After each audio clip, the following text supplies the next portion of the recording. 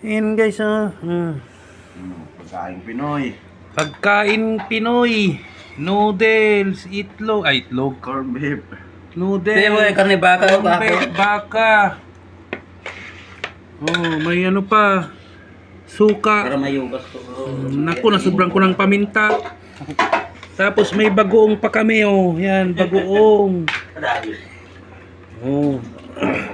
Kadami na. Yan. Daming ulam. Sigurado to guys. Taob itong ano, kanin. Daming ulam. Oh. Oh.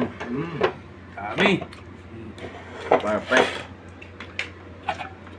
Tapos natin dito suka. Ayan. Mm. Ayan, oh. Oh. Pagkain ng kagagaling lang ng sakit. Para malasahan niya daw yung pagkain. Oh, yan, oh. May baka, may atay. Dami Corn beef. pagkain. Kulo mo yung siyang Ha? Ito. Mataas yun lang. Hindi, tama lang. Okay. Kain kayo. Kaing mahiya. Oh. Ito yung ano. Pagkain relief goods. Pang Bagyo ba? Oh. Noodles. Oo, noodles na manghang, saka tuyo. Perfect.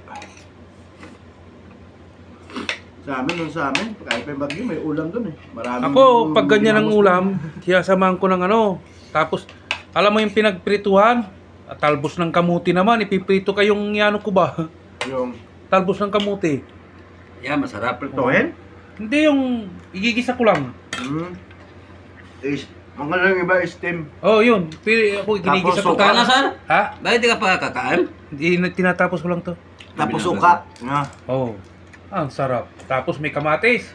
Ah, quality. Yung minsan, tang yung ano, alam mo yung bulaklak ng katuray? Ah, yan, Ah, sarap yun. Kahit i-call Ano mo. maturay? Ha? Alam mo yung sa Rias, Arais? Bulaklak na. Yung mga pinipitas nila doon na bulaklak?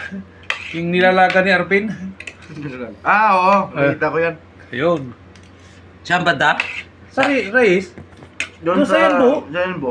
Ang dami May, doon. may katutay doon? Ah, ang dami sa plaza. Pinabag- Tapat harapan ng Pizza Hut, ano, ay yung pizza, no? Dami, tabi Kumain ng kami ng pizza dagat. doon eh. Kami ni Gerald. Ba, Pilipino, yung nagpaso nagtanim. Sabi ko doon kay Gerald. Okay, Ay, guys. Gerald, wag ka dyan, pre. Baka mawala